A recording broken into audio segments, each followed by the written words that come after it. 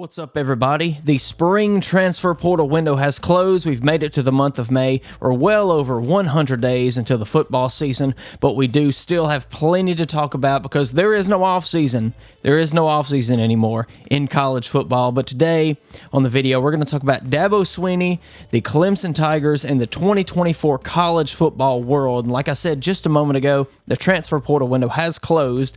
And if you know anything about Dabo Swinney and the Clemson Tigers, as they're not really fans of the transfer portal. They're not really fans of the NIL in the whole landscape that we have today in college football. And I'm going to show you one thing here just to start this out. It's the 2024 transfer portal for Clemson. As you can see right here on the screen, 0 incoming transfers, but they do have 12 outgoing transfers. And that's kind of telling. You see over there, right on the far right of the screen, you got Ole Miss number 1, Oregon number 2, Texas A&M 3, Alabama 4, Texas 5. That is transfer portal rankings currently for college football, and that's just a testament to Dabo and his philosophy, his coaching philosophy. He's really, some may say, stuck in his old ways. Some may say it's his own pride and ego that's getting in the way of the team. But hey, look. We're gonna break this down real quick, okay? And we're gonna look ahead to this season for Clemson, and if this transfer portal stuff, if this lack of transfer portal NIL, new school recruiting is going to affect them this season. So the Clemson Tigers are over and under is 9.5. Now here is their schedule. Here, I'm gonna pop this up real quick. This is what they got going on. They're playing Georgia first, August 31st in Atlanta, Mercedes-Benz Stadium. Very, very tough test so early in the season. That's going to be an incredible battle right there.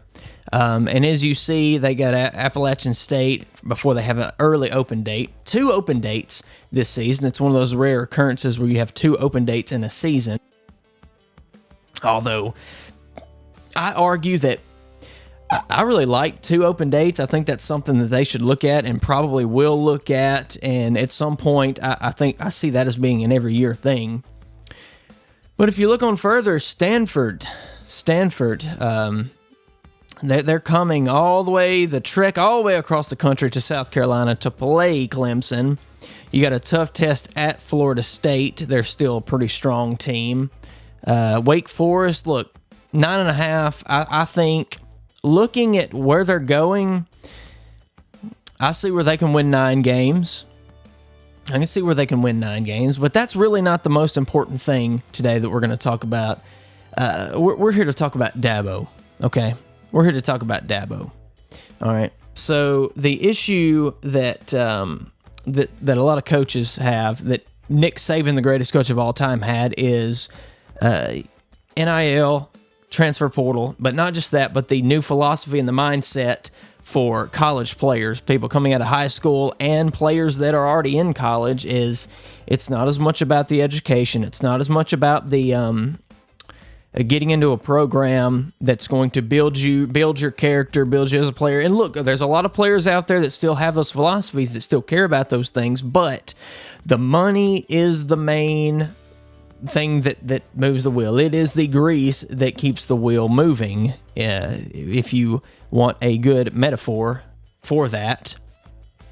But Dabo, he's in an interesting situation because in a way he's kind of like Saban. He's had a lot of success. He took a program there at Clemson, and I'm going to pop up his coaching record at Clemson right here on the screen. He took this Clemson team over in 2008. They went 4-3 before going 9-5 with a win in the Music City Bowl before falling again the next season, losing in the Meineke Car Care Bowl, and he was on the hot seat. Things were not going so well at Clemson. Dabo turned the program around in 2012. He had a Chick-fil-A Peach Bowl victory, 11-2 season, and then another 11-2 season the next year with a win in the Orange Bowl. And that ultimately continued until 2015, where they made the College Football National Championship. They did lose that game, but they won the very next season.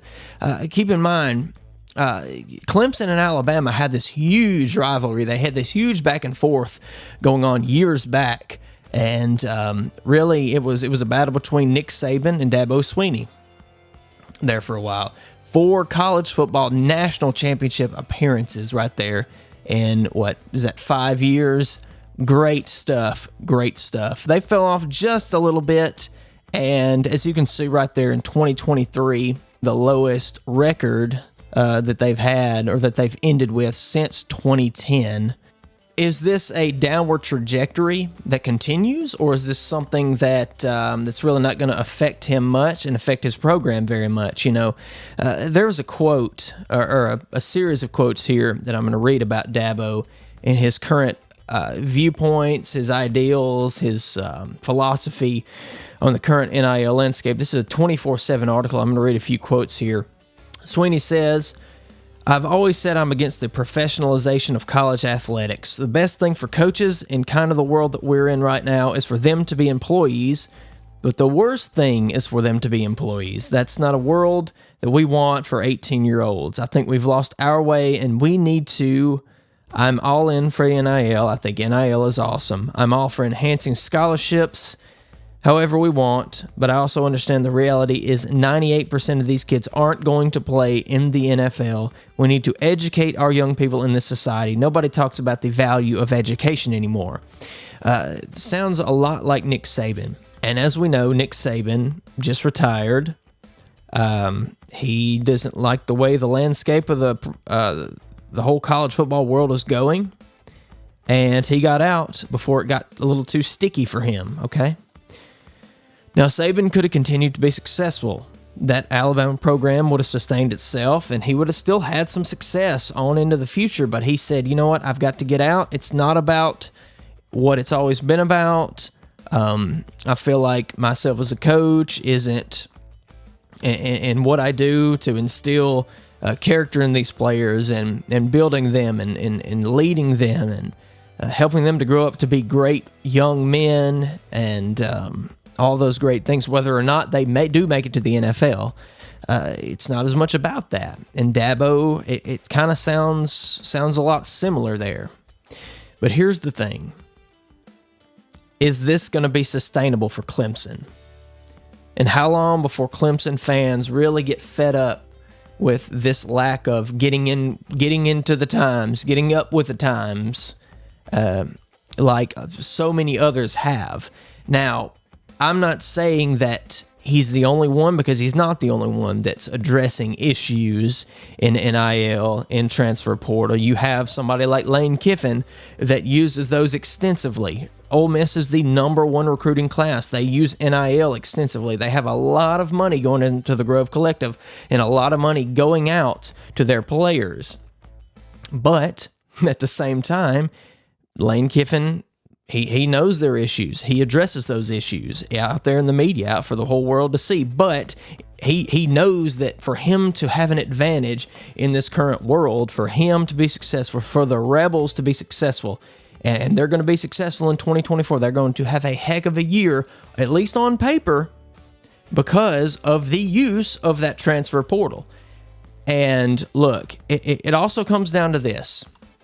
Is this transfer portal thing, is it going to lead to a national championship for someone? Because I don't know that we've had any indication that a program built on the transfer portal can win a championship. They can be really good.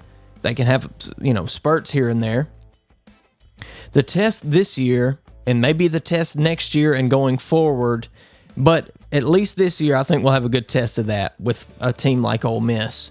And we'll see just what they can do on a roster that's not just entirely built with transfer portal players, but is one that is greatly enhanced by them. Clemson, and I'm going to pop up the that schedule here again. Clemson, we're going to see right here if they're going to lose the games that they're supposed to win because of the talent discrepancy.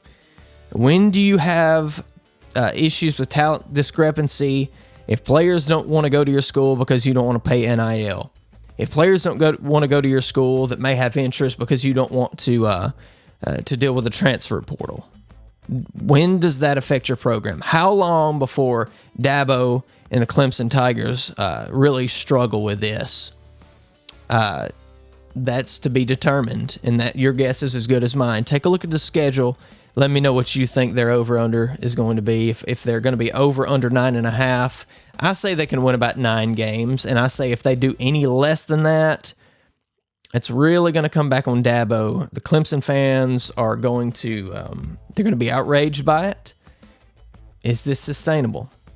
Is this old school way of coaching sustainable in a 2024, 2025, 2026 college football world? Let me know what you think. Thank you so much for watching. My name is Brandon Taylor. We'll see you next time. Peace, love, care. See you in the next one.